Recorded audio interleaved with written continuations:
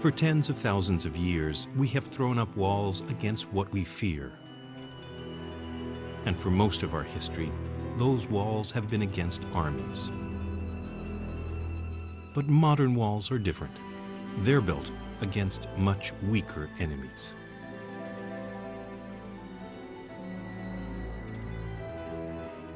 The Berlin Wall was built against ordinary people.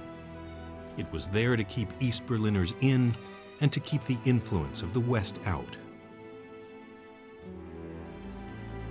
In 1989, it came down, and it felt as if all the walls had come tumbling down.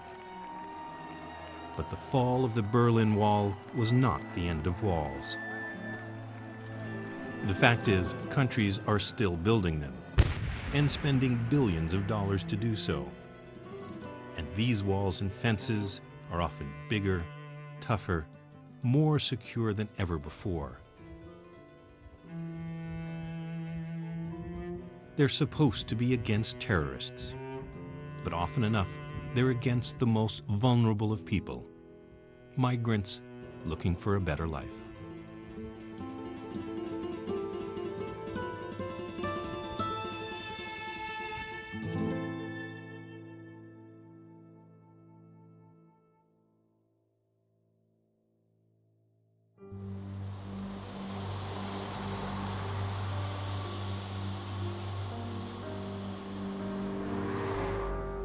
A generation ago, it would have been unthinkable.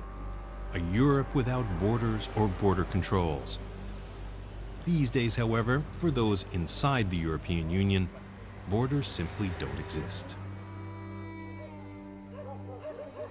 If you want to see the real borders of the EU, you have to go to one of its distant corners, where Fortress Europe is being as fiercely protected as ever before.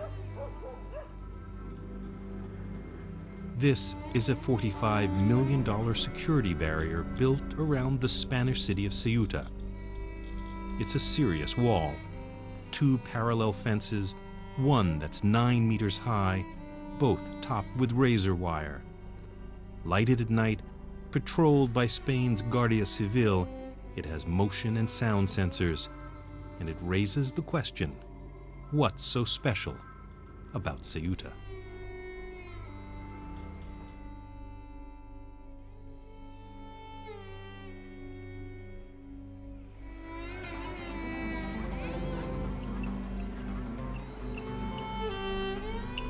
Well, Ceuta looks like any southern Spanish city. Cafes, bars, a pretty church, a town square. But it's not just any Spanish city. For one thing, it's not in Europe. It's a little-known curiosity of geography and history, but the southernmost part of Spain is not Andalusia. It's the Spanish enclave of Ceuta, which sits on a bump on the northern coastline of Africa. This is not a recent addition. Ceuta and its sister city of Melilla have been part of Spain for 500 years. But starting in the 1990s, Ceuta's role changed. It wasn't just the southern border of Spain. It had become the southern gateway to the European Union.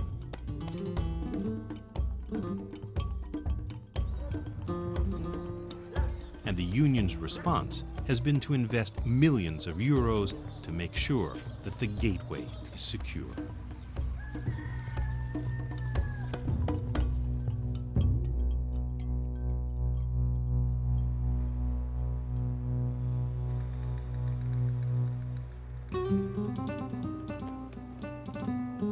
For many of the citizens of Ceuta, the fence is an unfortunate necessity. They worry about being overwhelmed by outsiders. No es que esté ni en contra ni a favor de la valla, simplemente es algo necesario. Yo considero que, bueno, la valla, quiera que no, pues salvaguarda la ciudad de que entren masivamente los inmigrantes. Yo no estoy en contra de los flujos migratorios, de hecho creo que los flujos migratorios es un movimiento natural y que ha existido desde el origen de los tiempos, pero lo que sí es cierto es que muchas veces es necesario también establecer una serie de controles porque no se puede dejar que llegue la gente, digamos, no sé, en grandes grupos a la ciudad. Todo el mundo está en su derecho de querer buscar una vida mejor, ¿no? Es verdad que Ceuta es una ciudad pequeña, que además es una ciudad española, que es puerta de entrada de un flujo migratorio que podría ser inmenso.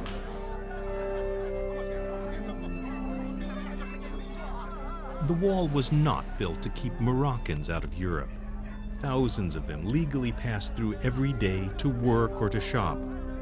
Nor was it really built to stop the tradition of smuggling between Ceuta and Morocco, something that the Moroccans have found a way around, even with a fence.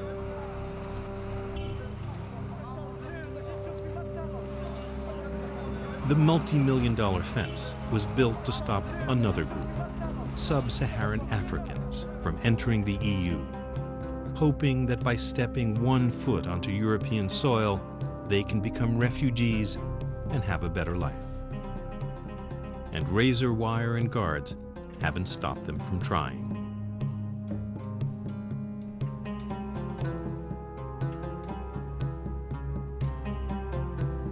Fabien Yeni Didier is from Cameroon. 6 years ago, he left his home looking for a better life in Europe. He never made it beyond Morocco. For years, he lived with other Africans in the forests outside of the Ceuta fence, hoping to get over it. Le rêve de tous, c'était d'aller de l'autre côté. Dans les forêts, vous allez comprendre, vous vivez des conditions très lamentables. Vous voyez une Europe qui brille. Et on vous dit, si vous traversez ce grillage, peut-être vous avez la solution de vos problèmes. Les gens étaient obligés d'aller forcer le grillage.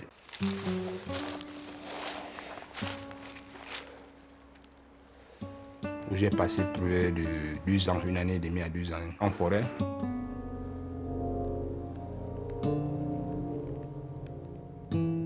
C'était vraiment inhumain. On était des décharges.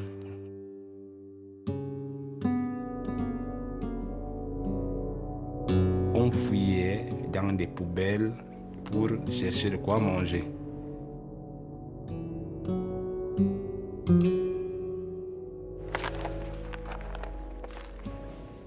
Et la seule chose qui pouvait te remonter, c'était ces grillages, traverser ces grillages.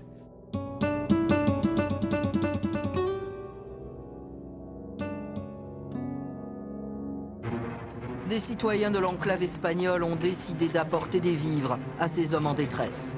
Il faut aller vite, ne pas se faire repérer par les policiers marocains. The terrible conditions of the Africans in the forest outside of the Spanish enclave did not go completely unnoticed.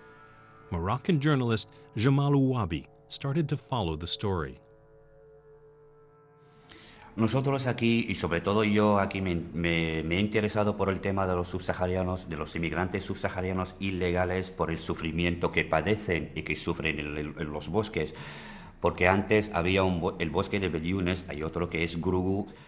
En el año 2004 había 1.500 inmigrantes subsaharianos que vivían como una ciudad colectiva entre ellos, una mini ciudad dentro de un bosque. Había mujeres embarazadas, niños, etc. Every month, some of the Africans in the forest would try to get across the fence. Some made it. Most didn't.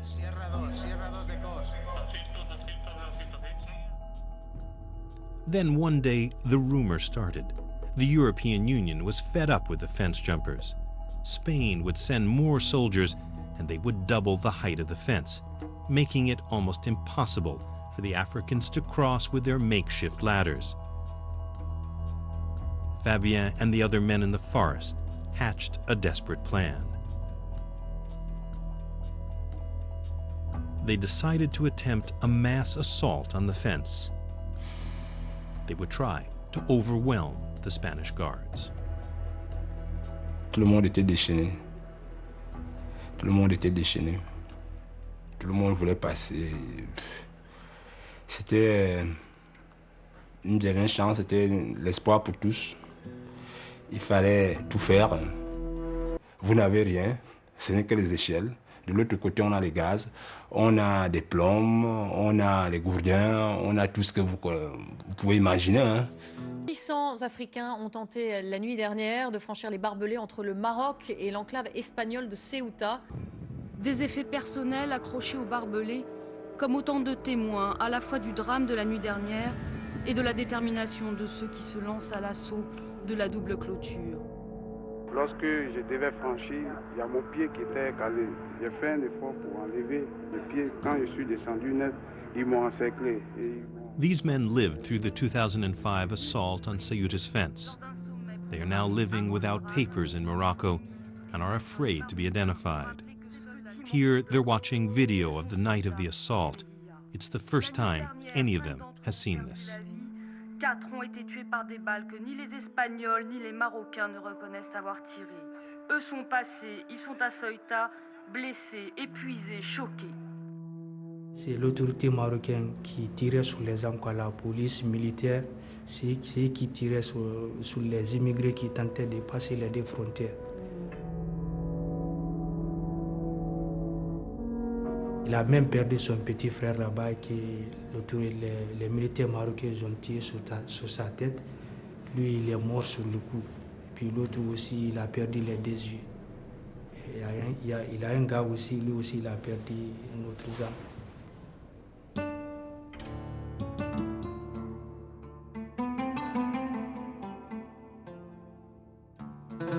Je ne pouvais pas imaginer que des êtres humains pouvaient vivre dans ces conditions-là.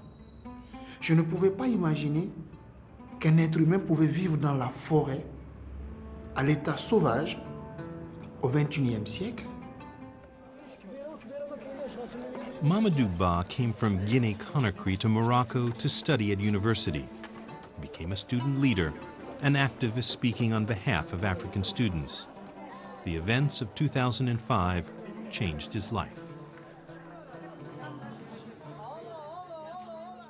J'ai jamais pensé à un instant de ma vie, quand j'avais mon bac, en venant au Maroc pour étudier, qu'un beau matin, je vais me retrouver en train de me retrouver dans le désert, en train de me coucher devant un bus. Pour dire que le bus ne part pas dans le désert parce qu'il y a des subsahariens qui sont dans le bus.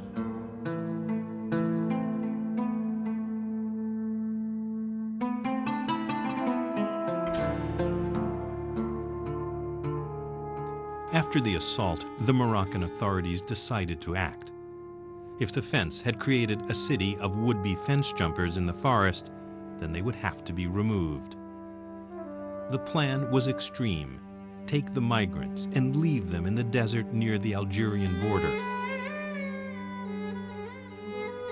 The media heard about the roundup, and so did pro-migrant activists like Mamadou.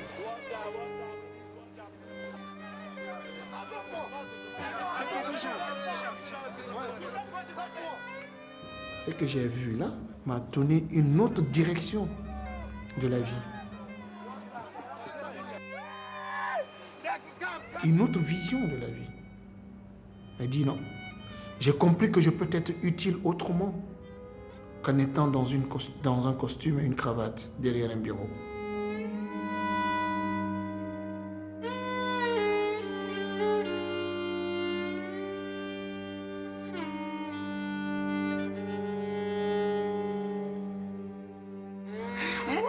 Ici, mon père est mort.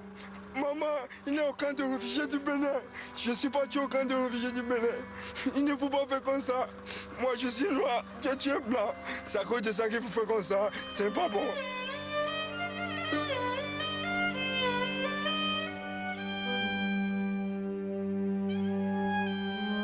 The razor wire, the guards, the guns proved too much for the Africans who tried to storm the fence.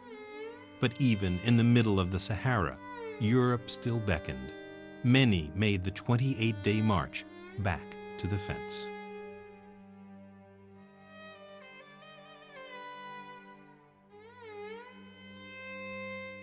Leur projet, c'était pas venir rester au Maroc.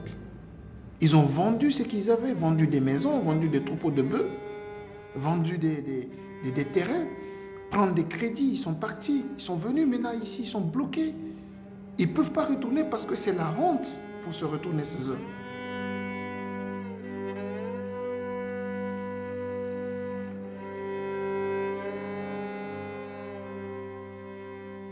rentrer seulement. C'est ça le problème. Parce qu'on a souffert là-bas.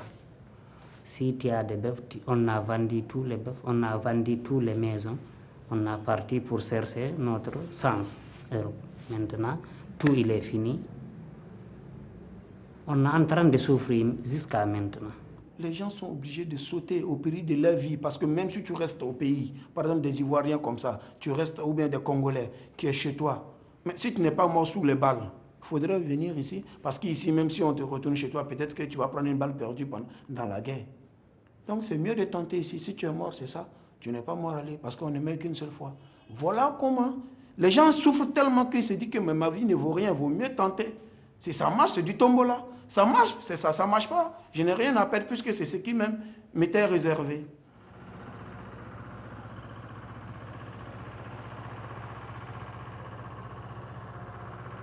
The fence is now so heavily guarded that few even try to cross. Like many others, Fabien is trying to make a life far from the fence. But Africans in Morocco often lead precarious lives. They are without papers, without work. Fabien, at 29, has become the old man of the Cameroon community, spending his time solving the daily problems of his compatriots.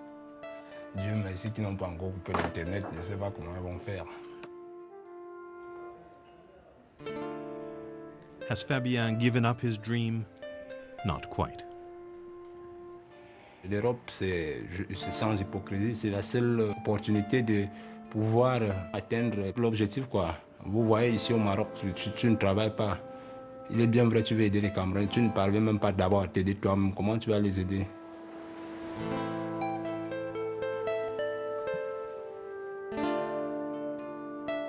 Pour moi, c'est honteux de la part de l'Union européenne de se barricader. Pourquoi?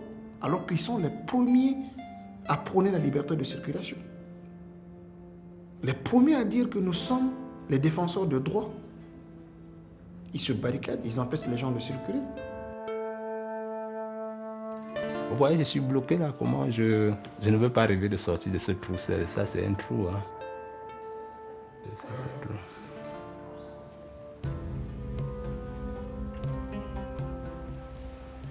Europe's promise of a better life still calls to millions of the desperately poor. But the fence, built by Europeans against Africans, is a blunt reminder that Europe's better life is reserved for Europeans.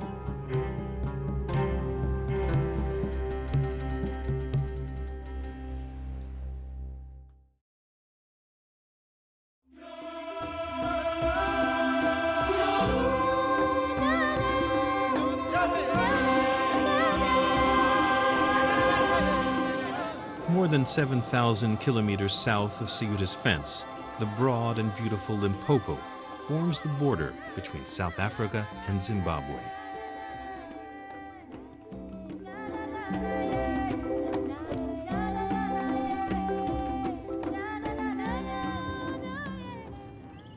All along the river on the South African side are lush and successful commercial farms.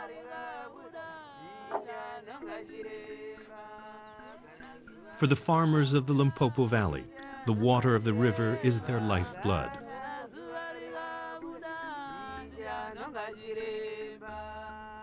But for the owner of this farm, getting from his fields to the river is no simple matter.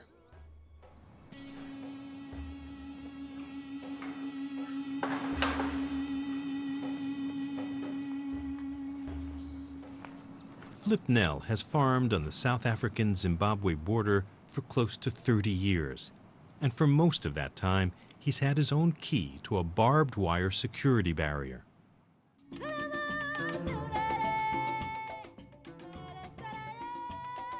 It is, in fact, part of a fence that runs for hundreds of kilometers along the border, a remnant from the days of South Africa's white apartheid government. They built it to keep out the rebel army of the African National Congress, which operated out of bases in Zimbabwe.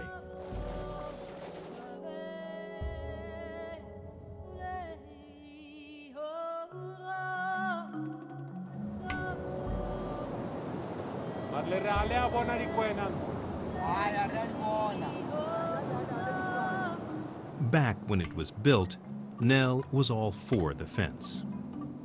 At that stage, we were actually terrified because of the possibility of being attacked. We felt very exposed, and we saw the fence as a protection for us, even though it was not 100% efficient. But any fence, to be effective, will be a very inhuman institution.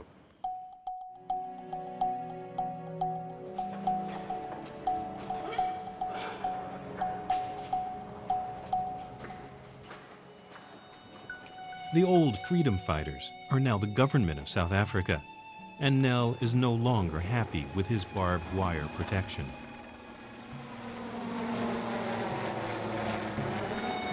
Putting up fences and prohibiting people to cross those fences, I think that's a total Western concept. And we came with that concept to Africa, but it's not an African concept. The land is open. The land belongs to the people.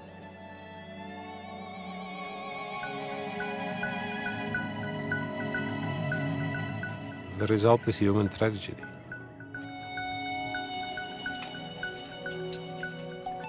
If it seems ironic that the ANC has kept a fence built to keep them out, the reason is that South Africa now feels it has a new enemy: the poor migrants of Zimbabwe.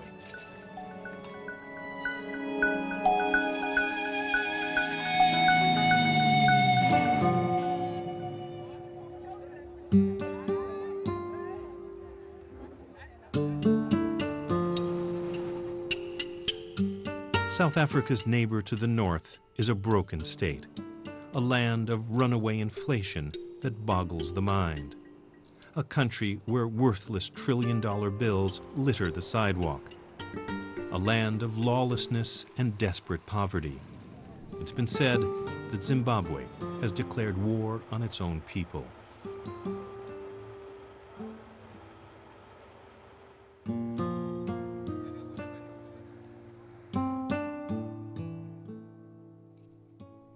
The contrast to South Africa is stark. A tale of two supermarkets tells the whole story. On the Zimbabwe side, here's the main supermarket of the border town of Beitbridge. Nothing much on the shelves but popcorn and condoms, the only items available in quantity.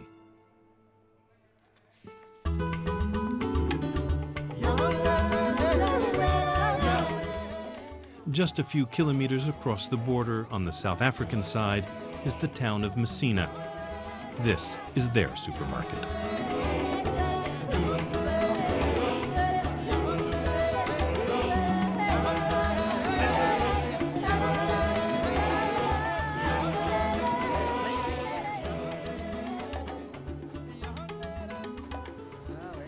In the face of this disparity, the Zimbabweans have voted with their feet. More than 1/4 of the entire population has left. 2 million people. Most of them have headed to South Africa, hoping for a better life.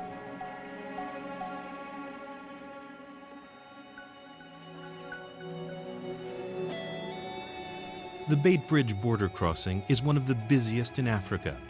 Goods and people cross all day, every day. But for the poor of Zimbabwe, who have neither money nor papers, the border is closed. Their only choice is to risk their lives.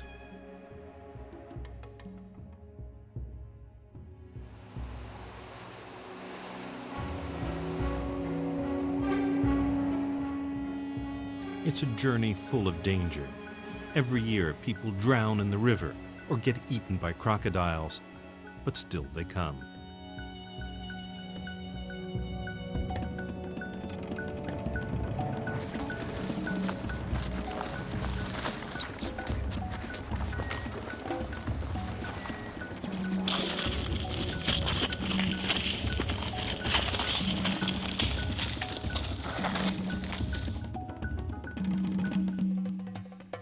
The biggest threat they face comes from the criminals who surround the border area, feeding on the misery of Zimbabwe's poor and desperate. These are the human traffickers who hang around the border, looking for migrants and promising to give them a chance to leave the chaos of Zimbabwe. The traffickers are called guma-gumas. They're conmen, thieves, and rapists, predators who prey on the vulnerable. Even though thousands get through the fence, they pay a heavy price. Almost everyone is robbed, many of the women raped. I came by foot, but we find the guma-gumas on the way coming here in South Africa. And after that, they rape us, me and my sister. He said that he must sleep with us, himself and his friend. And then he slept with us that night. I was 5 months pregnant. They said, wait, and we started to run, each and everyone take away. And one of them, he raped me, but I don't know what happened to my friends.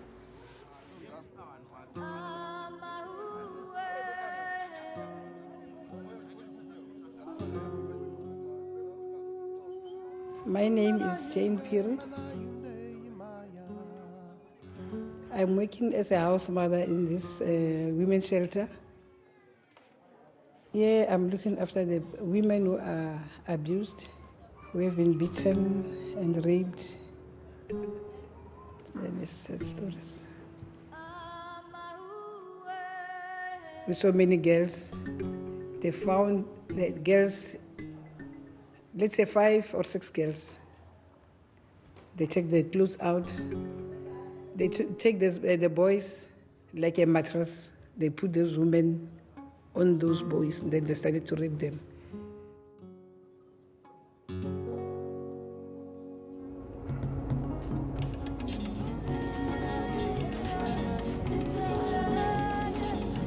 Jacob Matakanya is a human rights advocate and head of the Musina Legal Advice Center. An ex-ANC fighter, Matakanya set up his legal advice center in the old black township of Musina. He thought he'd be helping South African blacks climb back up from years of apartheid. Instead, he spends his time helping the thousands of Zimbabweans who've crossed the fence and made it as far as his town. First thing in the morning, I come and check first my staff, paralegals who are working here, for whatever they have done. Yeah, they will call you because they're using the list that we're writing here. We're giving it to the Home Affairs. They will call your name. We are tired of staying here. Yeah. We came here. No, we understand that. That's why my brother. Where did can one talk? At least like one group a day or 2 groups a day. Can they not speed up the... No, that one we cannot control. So this showground is always full of people because they are sleeping here. And then some that are staying here for a month, if it's not 2 months. They call it the showgrounds. A few years ago, it was where whites from the area held agricultural exhibitions, country fairs in a sleepy border town. With the crisis in Zimbabwe, it became a place where refugees came to apply for political asylum.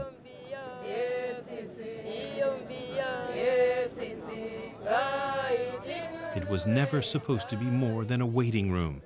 But with so many people waiting, it ended up being a place where people lived.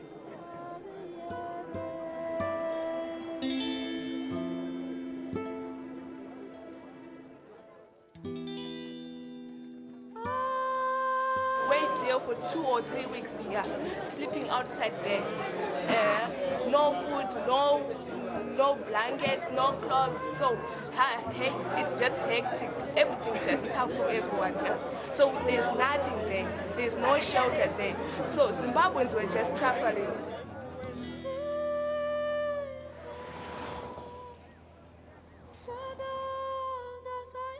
These people cannot move to town freely because they're illegal. Immediately they move 1,000 meters away from here. the police arrest them because they don't have permit, they don't have legal papers. So these people, they must confine here. So the government has caused this as a refugee camp in disguise. They don't understand that. This is a refugee camp without a camp.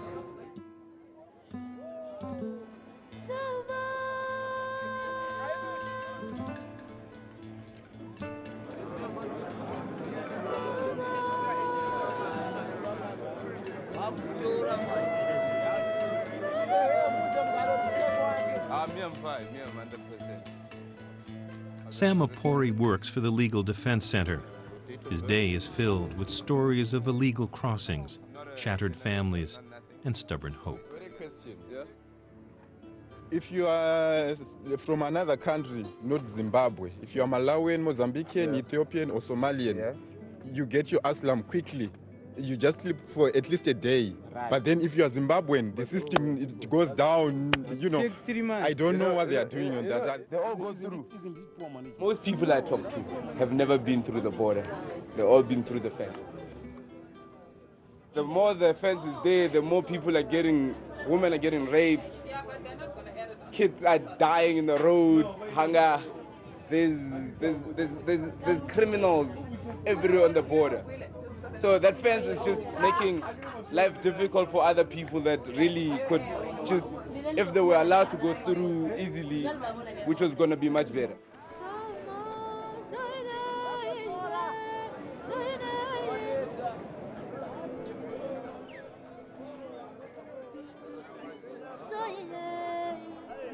For the Zimbabweans in Musina, life is a Kafkaesque nightmare.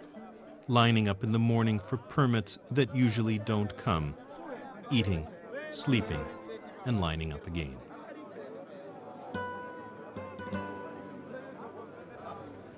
Powerless to keep people from crossing the fence, the South African government got stuck with a refugee problem that it refused to acknowledge. People like Bruno Ghetto from the UN have tried to help move people through the system. The police once a week. So you have to find out which day the police is coming here. They don't do this every day. You understand? It's Wednesday. C'est-à-dire, il y a une fâcheuse perception que si les gens étaient mieux traités, ils viendraient en plus grand nombre. Et cette perception, à mon avis, n'est pas correcte. Parce que les personnes viennent en tout état de cause, qu'ils soient bien traités ou maltraités. Donc c'est une lose-lose situation qu'il faut absolument chercher de changer.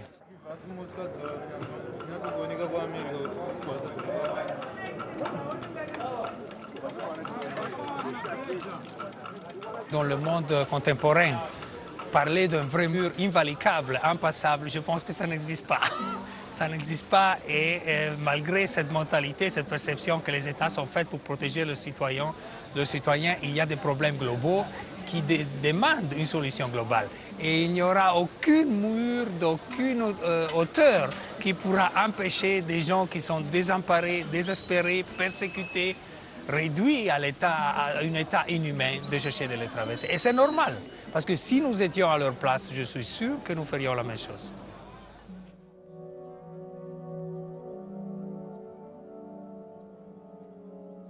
How much the government is spending to maintain the fence is billions of rand. We don't have enough schools, we don't have enough hospitals for the sake, but we're still maintaining the fence, spending millions and billions of rand, where the fence really is against, it's against humanity. It's a horror to us. It's bringing us a bad memory.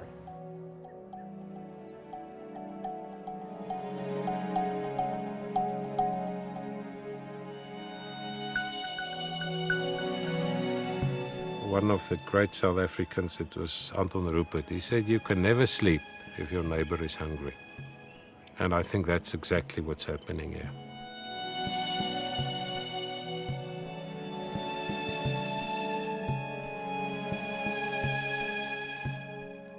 The fence between South Africa and Zimbabwe is no Berlin Wall, nor is it some high-tech security barrier. It's a barbed wire spiderweb, deceptively easy to cross, but actually trapping those who cross it, feeding them to the police, the criminals, and all the other predators who lie in wait.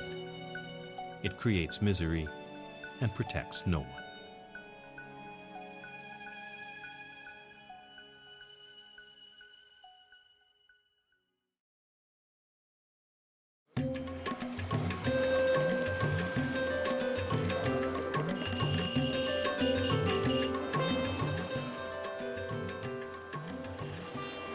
Fences and walls are not only not disappearing, they're getting bigger. The longest fence in the world is being built in one of the poorest corners of the planet. Bangladesh, the densest country on earth, 160 million people in a country 1/3 the size of France. Its neighbor on virtually every border is India, much bigger and much richer. Hindu India and Muslim Bangladesh are having border issues, and it's affecting the lives of millions.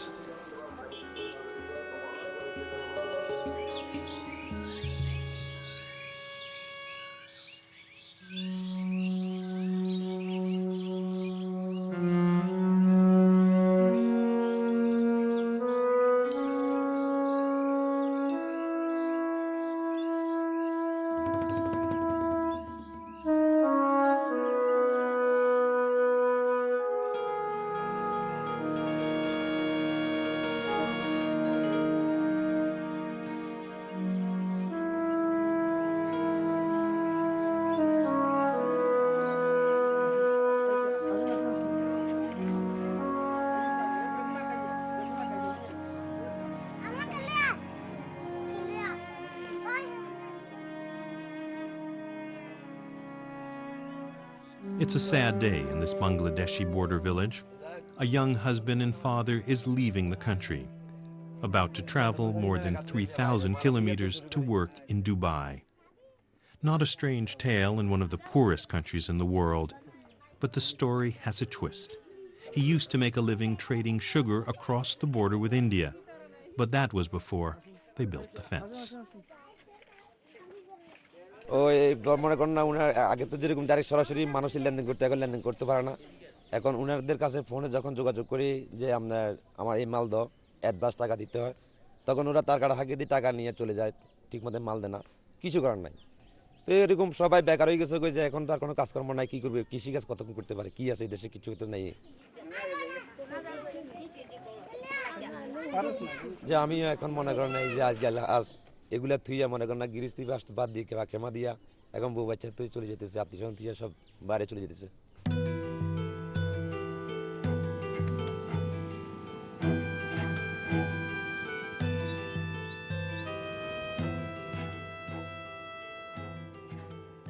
What has changed this man's life and forced him out of the country is no ordinary border barrier. It's the largest fence in the world, built by India between themselves and Bangladesh. At 4,000 kilometers, India's fence is almost as long as the Great Wall of China. When completed, it will physically close off Bangladesh to the outside world.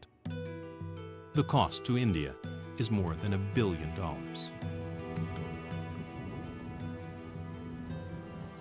India claims that Bangladesh exports both terrorists and illegal migrants.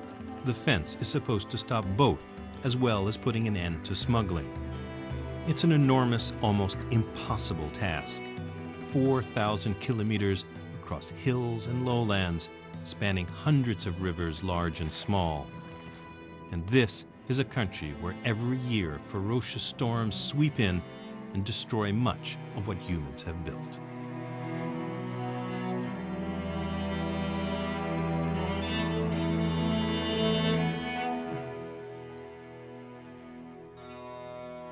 For 60 years, the border between India and Bangladesh was open and largely unguarded.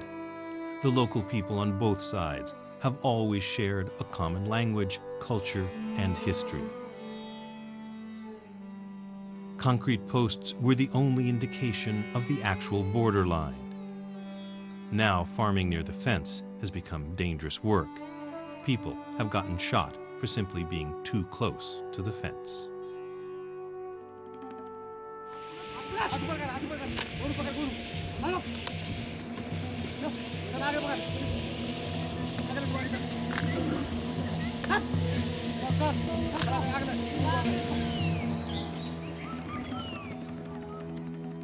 On the Indian side, these farmers have had the misfortune to live on one side of the fence and to have their land on the other.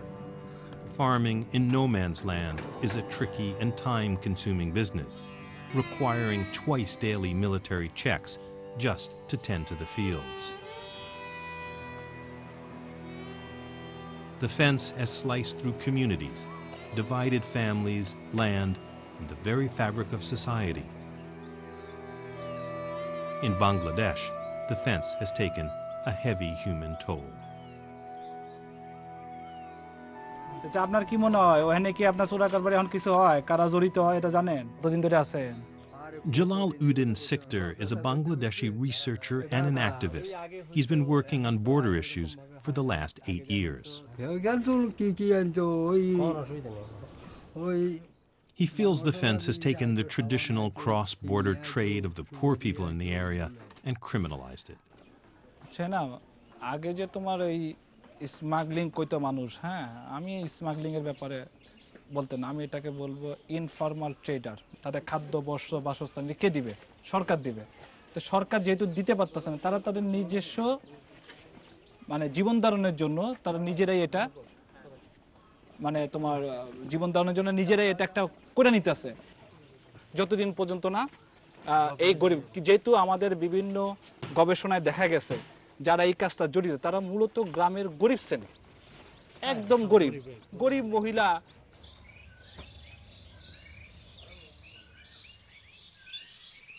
Many women in Bangladesh are widowed or divorced. Their families depend on their meager earnings. This woman is the sole breadwinner of her family. She used to earn money being what Jalal calls an informal trader, but the fence has taken that away. একটা মেয়ের বয়স 2 বছর একটা 20 দিনকার মেয়ে নিয়ে আমরা আসি আমার বাবার বাড়ি ঢুকছি ঢুকিয়ে ওইখানে থাকার পর আমরা সেই দিন থেকে ইন্ডিয়া ভারত যাইতেছি আগে তো এই ভারত বাংলাদেশ খোলার মতন ছিল তার কাটা বেড়া নাই এখন ভারতে বাংলাদেশে সমান ছিল তার জন্য আমরা খুব সুবিধাতে গেছি না যাওয়ার পর এখন তো বেড়া কাটা হইছে এখন তো যাইতে পারি না এখন খুব অসুবিধা হইতেছে আমারও অসুবিধা হইতেছে বাচ্চা আছে 4টা খোয়া পিড়ের জন্য খুব অসুবিধা হইতেছে এখন কি করব এই পাথর ভাঙি তাও তো আজকের টাকা কাল দেয় কালকের টাকা পরশু দেয় এই রকম করি যে কোনো প্রকারে আমরা দিন নিগাই ভাই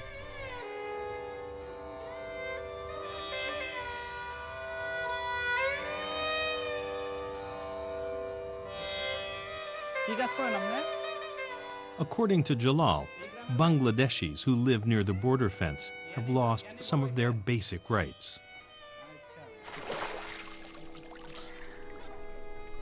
আমার বাড়িটা বর্ডার থেকে 200 গজ ভিতরে আমার বাড়িটা করার সময় বিটিআর বাধা দিছিল দেখি যে মাফি এটা 200 গজের 150 গজের বাইরে আছে তখন বলল যে তুমি বাড়ি করো এমনি বেড়া দিতে এটা যেতে নাগে This man built his house close to the border.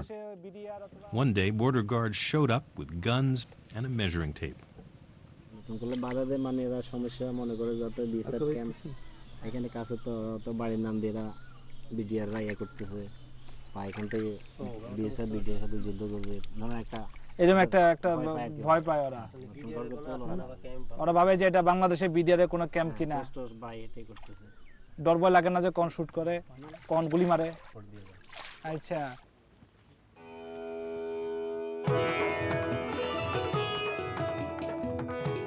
If Bangladeshis resent the fence, most Indians do not.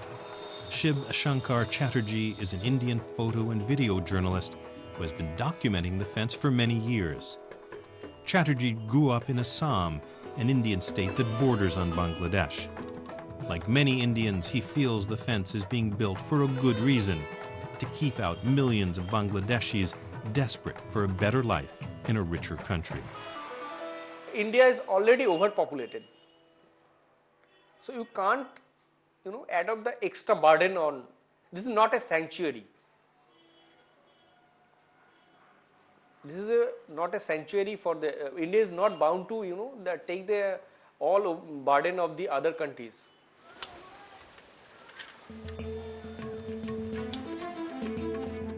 Nowadays, the fencing is so important, not only for the illegal migration, but population boom in Bangladesh, but also the insurgency, religious fundamentalism, and the perspective is arms smuggling, labor migration, and all that.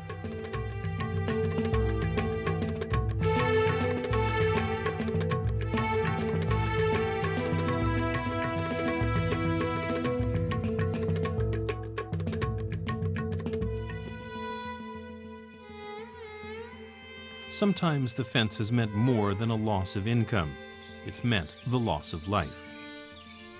This woman's son was a cross-border cattle trader.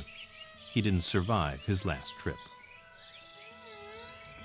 তারকাটা হইছে তা ওই দিদি আমার ছেলে গেছে ওদি তারকাটা হয় নাই সেদিক দিয়ে গেছে ওই সিডের লোক নান দিয়ে গরু পার করে আনি এদি পাটগ্রামে বিক্রি করে তা আমার ছেলেকে নিয়ে গেছে সে নিয়ে যে গেছে গরু পার করে আনি ধরছে বিএসএফ বলছে যে ছোট দাও আর যে লোকের গরু আনে সে লোক কইছিল গরু ছোট দেন না পার করে আনো আনলে তোমাকে ১,৫০০ টাকা দেওয়া হইবে সেই গরু ছোট দেয় নাই এই তো বিএসএফ গুলি করে মারি ফেলেছি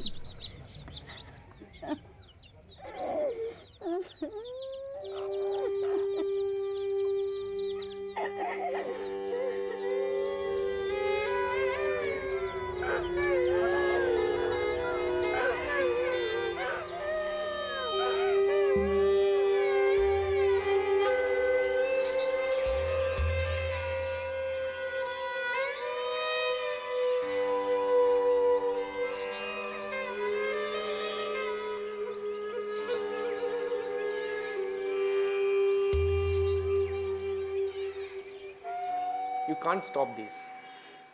If there is any rich country and his neighbor is a poor country people will automatically come into the rich country for better life. It's a natural phenomenon. You can't stop them.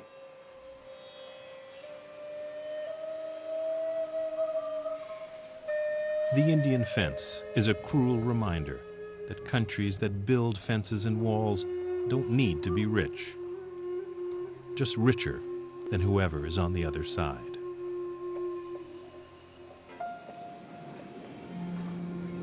We live in a time of great disparity in wealth, a time when the first and the third worlds often live side by side, sharing the same country, even the same neighborhood. In cities around the globe, the rich are increasingly surrounding themselves with protection.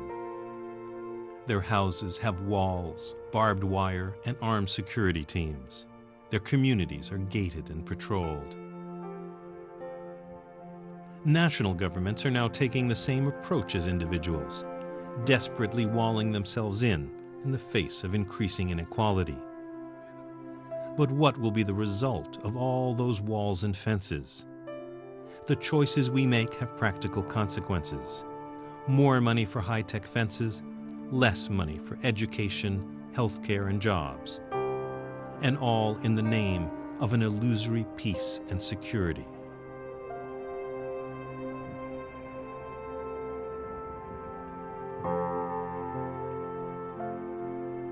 Because one thing seems certain: however much money we spend, we cannot hide behind our walls, hoping that the rest of the world cannot see us.